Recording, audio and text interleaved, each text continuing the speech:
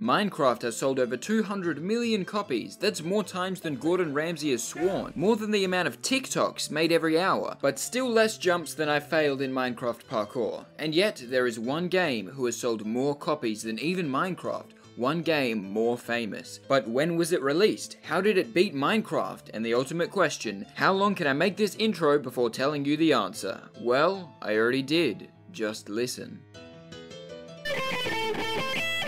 Now you might be saying Tetris doesn't count because it's a mobile game, or it's too old, or that there are too many Tetris games and you can't count them all. Well, thanks for participating, those are really good points you brought up. If you're stupid! I have created a list of reasons to prove why Tetris should be considered the greatest and best-selling game of all time, and far better than Minecraft. Also, I'm just saying this now, this video will feature helicopter golf, so you should probably watch all the way through. I mean, helicopter golf. Nowadays, we know Tetris is a story-driven game, with an emotional rollercoaster more heart-wrenching than the beginning of Up being forgotten by its creator. But 40 years ago, it was just a game. In 1998, the first game was released, called Tetris. This revolutionized video games by adding fun. Before this, all games were educational. Match the images to the words. Well done. Russia is Satan. It was 40 years ago, okay? The Cold War was a different time. So when Tetris came along, people loved it. After Tetris's initial success, a new game was created, called Tetris, and this birthed the very first Let's Play channels. You think you can beat me? Tetris nerds! Then the third game in the franchise was created, and not many people know about this, but the next game in the series was actually called Tetris. It was finally time to port the game to the PC, or as it was called back then, the family computer, back when people still had families instead of Amazon Alexa. This version was called Tetris. The next 4 games were called Tetris. Then Nintendo joined the party. There was going to be a new game for the Game Boy, and that was called Tetris. The next year in 1989, for the personal computer, they released Weltris. Now this was a whole new game, a brand new take on the Tetris franchise, simply a masterpiece. They screwed up the name though, should have called it Tetris. They then released a bunch of new titled games using the word Tetris somewhere for a bunch of consoles that no one cares about. Until they finally reached the next good game, for the Amazon Fire TV. Yeah, really, Jeff Bezos made a video game console and I'm now one of the 3 people who knows it exists. Me, Jeff, and whoever wrote this wiki page. Why does Amazon have a console? And why is it named after the one thing people hate about the Amazon? It gets on fire! Anyway, the game on this console was called Tetris. Then they made a mobile game or something that has 400 million sales, I don't know. But now that you have a complete guide to the history of Tetris, we can get to the hater arguments. The mobile game, called Tetris, has sold over 400 million copies. That alone destroys Minecraft's record, not to include all the other versions, but some people think that mobile games aren't for real gamers. And of course, we all want to be real gamers. Those are the people who get angry and scream over getting a green thing instead of a purple thing, and they pay $30 for red paint. Good role models for us all, but I have an infallible argument for mobile games. Listen to this.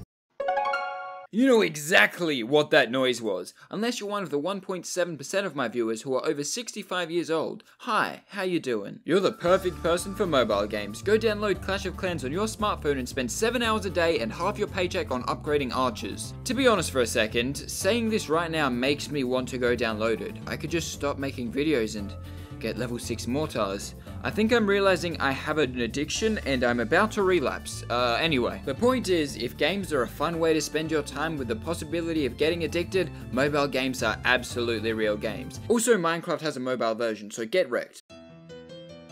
What Tetris is most known for might be the theme music, and it's not a theme song because it has no lyrics. Songs have lyrics and pieces do not. It's a musical piece, and that's a fun fact you can use to make yourself feel better than people, but no one really cares. And while the Tetris theme is a masterpiece, it wasn't actually made for Tetris. It's based on a Russian folk song called the Korobainaki. It was a poem about a young trader falling for a peasant girl called Katya. It's a moving story, and here, listen to it being performed by the Red Army Choir. So intense. The opera singing, it's beautiful. Now compare it to this. Fucking boring! Give me the loud men! Minecraft's music was written by this guy, C418, and if you Google his name, you can instantly see his exact weight and sexual orientation, which is really scary. Imagine if everyone could Google every detail about you. I think we might have gone a bit too far with technology, guys. Can we revert to when instead of proving your point with Google, you just said your dad worked for Nintendo and he'll ban you if you disagree? So yeah, Minecraft's music creator is German, however Tetris's theme was made by Russians. And here's a small tangent on how cool Russia is. It's wider than the moon! The distance across Russia is more than the diameter of the entire moon. In fact, Russia is bigger than Pluto, a planet. In Russia, they play helicopter golf. The people are so rich that they are too good to touch the ground while they play golf, so they fly in helicopters so that they can literally be above the average human. At 11 million subs, I'll play helicopter golf. They have bears as pets. Seriously. Some people believe Australians have kangaroos as pets, but that's just a myth. We have flying spiders. And to prove Russia is amazing, go and search crazy Russian things on YouTube and it'll be the best video you ever see. Doesn't matter which one you click. Therefore, Russia is an amazing country and Germany has done nothing of note in all of history. Oh wait, I forgot they made the accordion. Weird Al. And therefore the Tetris music is better than the Minecraft music. Moving on to...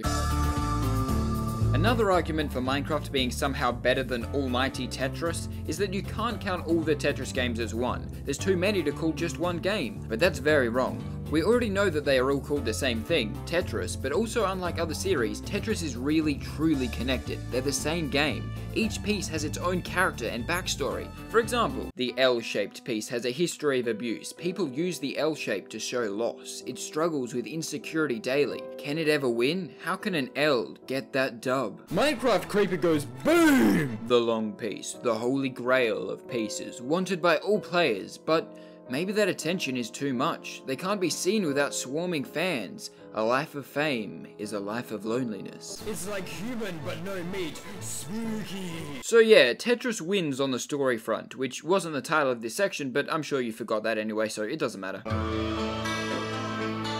If your argument is it's too old, then you sound like a pedophile. I mean, just because Tetris is older than Minecraft and in a wheelchair, can only eat smoothies and plays helicopter golf because it can't walk, doesn't make it worse. Here are some examples of old things being better than new ones. First of all, something you might have heard of, the Earth. A few things going wrong with it these days. Bring back the 1980s. Another thing that has got worse with time is the YouTuber called Dragoon. Man, his new videos suck. He hasn't been good since his Civilization 5 video. A big one is fashion. I'm sorry, when did this become prettier than this? Bring back the 1400s. Oh, also, old art was way better than this modern art. I'm sorry, when did this become prettier than this? Bring back 5000 BC. And animals, I mean, come on. Humans? Really? I prefer microbes. Bring back 3 billion BC. In case I haven't said it yet in this video, the name of the game is Tetris, but how did it get that name? Minecraft is obvious, the name explains the game, you mine and you craft. It seems genius, but the name for Tetris has its own story. The inventor of Tetris was Russian, and his name was Alexei Pajitnov. He called the game Tetris, combining the Greek numeral tetra, meaning 4, and tennis, his favorite sport. Greek number, Russian creator, tennis was invented in France. Now, if you don't know what the next step is, come on, it's obvious. We connect the countries Greece, Russia, and France with a straight line. Now, it might look like there is no line connecting them, but then I realized that this island down here is owned by France. So if you follow the only straight line connecting France, Greece, and Russia... Okay, Google Maps says that's not a straight line, apparently. Life would be easier if the Earth was flat. So instead, let's place our points in the centers of each country, and then if we continue the line from France to Greece, and find where it would intercept the line from Russia coming down, then you'd have this point here. Maybe there's something here that's important? Yeah, that seems right. Okay, I guess it's in the Middle East, so wait, what's that? Petra. It's rectangles stacked on top of each other, and it's the word tetra with a P for Pajitnov, the creator of the game. This man thought of everything! This planning is insane! If he took Minecraft's approach instead, Tetris would be called Stack Block. Tetris also has a rich political background. Like I said, Tetris was made around the time of the Cold War, which was a bit political, and here's a story about that time that is important to Tetris. On the 13th of May 1987, Matthias Rust flew a plane towards Russia. He was about to do the only thing in an aircraft that's cooler than helicopter golf. Rust was a 19-year-old amateur pilot that wanted to ease tensions between the US and Russia, so he planned on flying through restricted Soviet airspace and land in the center of Moscow to show that Russia won't hurt civilians. aliens. On his way, he saw a jet coming toward him. He stayed on course. The jet flew directly at him, but Rust continued, either because he has a will of iron, or he is distracted playing Clash of Clans on his phone and didn't see the jet. After the jet flew slightly above him, another plane came beside him to see if he was a threat, but Rust wouldn't stop. He spotted his destination, the Red Square. He landed in front of a crowd of Russians on a bridge next to their famous landmark and held a 20-page manifesto on peace to hand-deliver to Gorbachev, the leader of Russia. And Tetris had a menu that showed that event. Tetris made a statement. It stood up for itself. Minecraft never did that.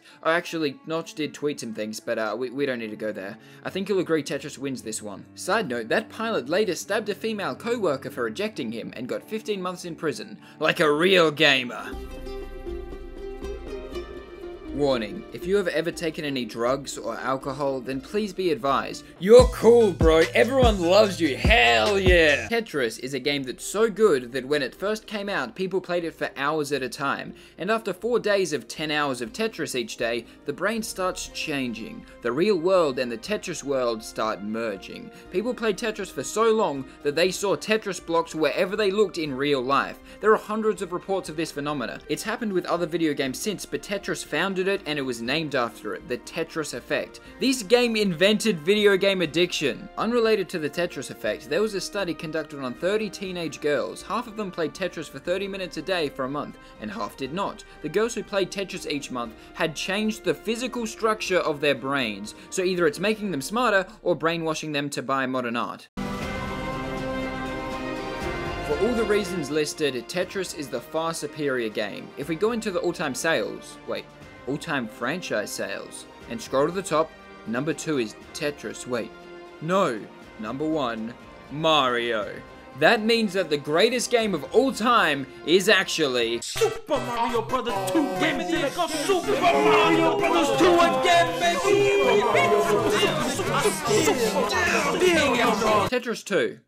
That's the real best game.